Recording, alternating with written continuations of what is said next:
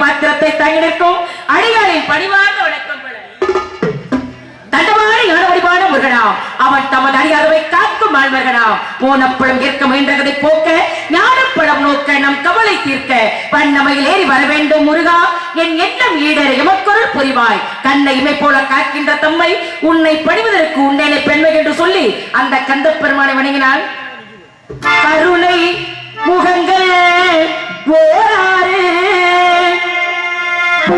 காக்கும் கரங்களோ ஈராறு, முருகன் வாழும் வீடாறு, முகம் பார்த்து இறங்க பேராறு, கந்தன் கருணை முகங்கள் போராறு காக்கும் கரங்களோ ஈராறு, முருகன் வாழும் வீடாறு.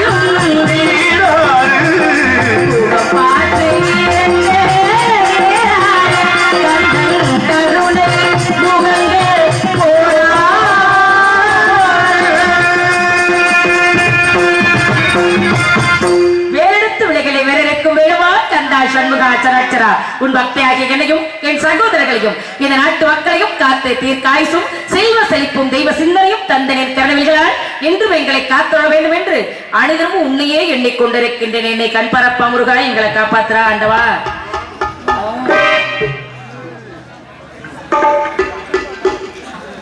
குயில் பாட்டு வந்ததென்ன இளமானே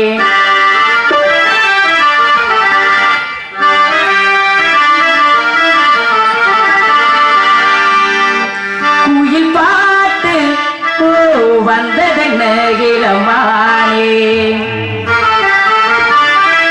அதை கேட்டு செல்வதெங்கே மனந்தானே இன்று வந்த இன்பம் என்னவோ அதை கண்டு கண்டு இன்னும் பொங்கவோ குயிலே போ இனி நான் தானே இனி உன்றாகம் அது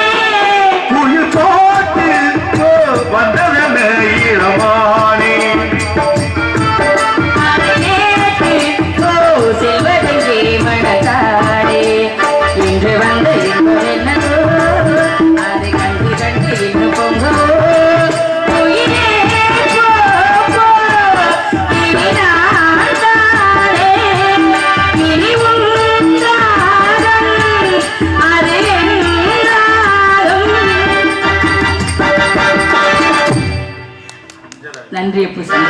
ஐவகை நிலைகள் உண்டு. குறிஞ்சி முல்லை மரதம் நெய்தல் பாலை இந்த ஐவகை இளங்களிலே குறிஞ்சிலத்துக்கு தலைவனுக்கு அப்பா நம்பிராஜா, தாய் நங்கமகிடி, உடல் பிறவாத அன்னைக்கு 7 பேர் இருக்காங்க. பொம்பளை பிள்ளை வேணும்னு அப்பாவுக்கு ரொம்ப நாள் ஆசை. வேட்டைக்கு போன இடத்துல முருகப்பெருமானுடைய கருணையினால வள்ளி கொடிகளுக்கு இடையில குழந்தையா இருந்த என்னை கண்டெடுத்து கொண்டு வந்து வள்ளின்னு பேர் வச்சிருக்காங்க. எப்போதுமே ஒரு பிள்ளைங்களுக்கு பேர் வைக்கிறாங்க பாத்தீங்களா, அந்த பேரோட பொருள்னாலதான் அந்த பிள்ளையோட வளர்ச்சியே இருக்குமா.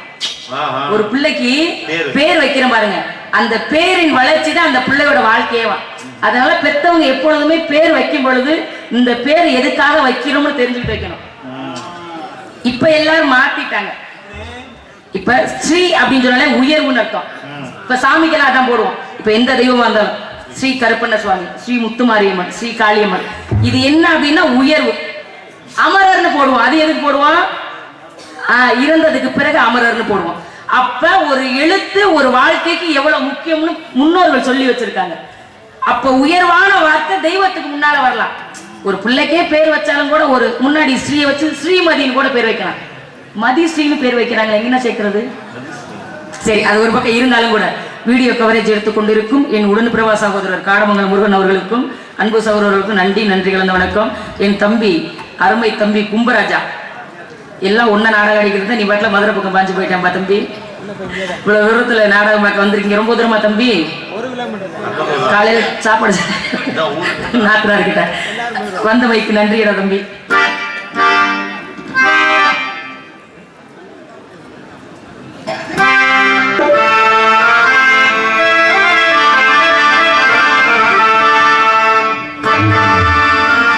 என்ன நினைச்ச நீ, என்ன நினைச்ச, என் நெஞ்சுக்குள்ள உன்னை வச்சு தச்ச போது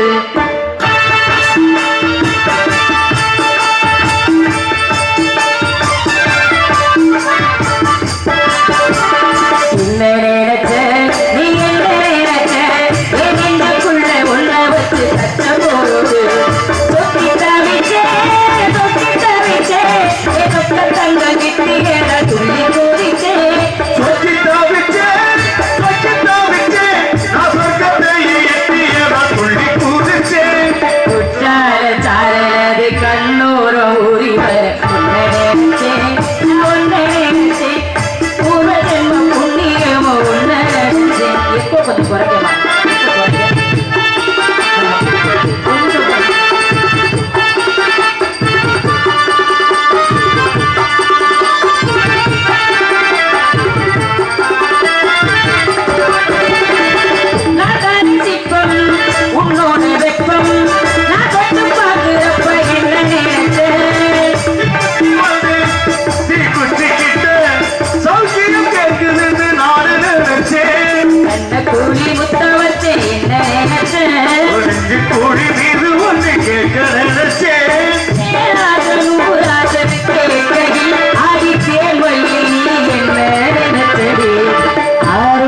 கட்டிலுக்கு 5-6 தொட்டிலுக்கு சொல்ல நினைச்சேன், நான் சொல்ல நினைச்சேன், ஒன்னு ஒத்து ஒத்து குத்தையா அல்ல நினைச்சேன்.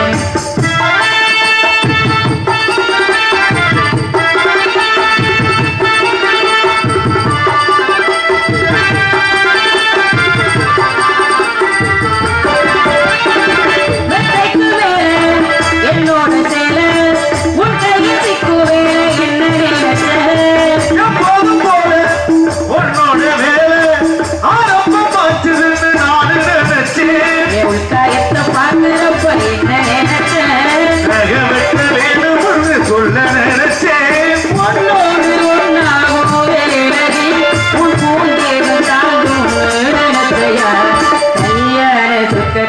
கச்சேரி நேரம் கட்டி போடுச்சேன், நான் கட்டி போடுச்சேன், கட்டி போடுச்சேன், சொத்தி தவிச்சேன்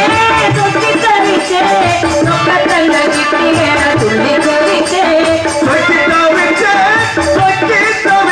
நான் சொர்க்கத்தை எட்டியவா துள்ளி குதிச்சேன். குற்றால சாரலது கண்ணூரோ ஊறி வர உன்னை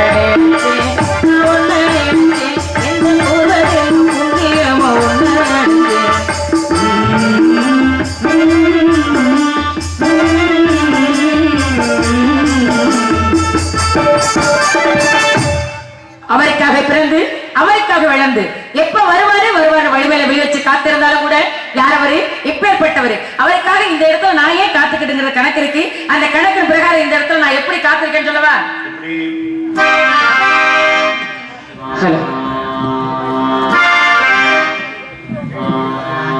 வா வா என் வீணையே விரலோடு கோபமா மீட்டாமல் காதல் யாகம் யாவும் விளைந்திடுமா கில்லாத முள்ளையே காற்றோடு கோபமா பூண்டென்ற தீண்டு போது ஊடலாகுமா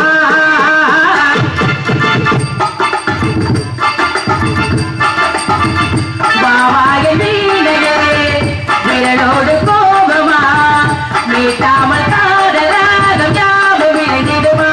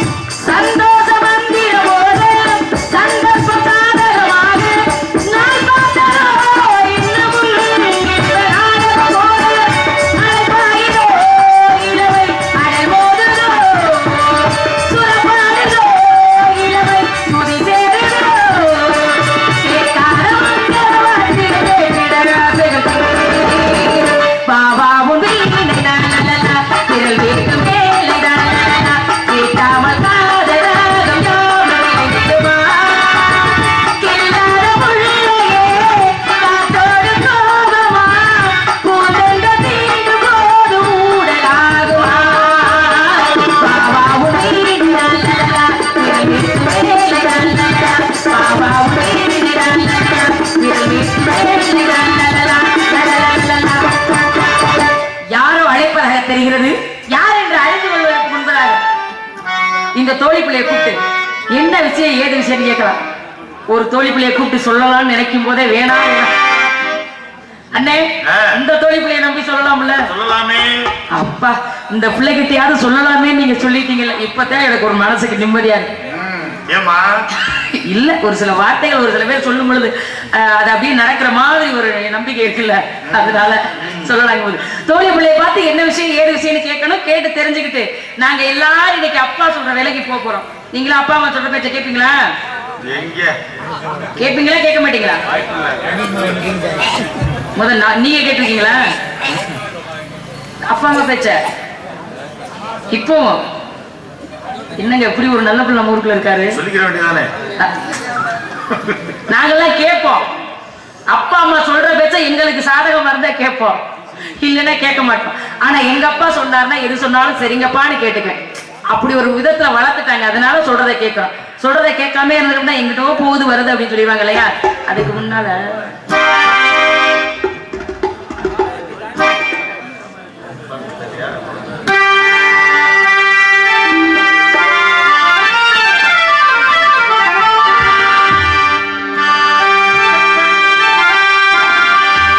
நதியோரம், நதியோரம் நான்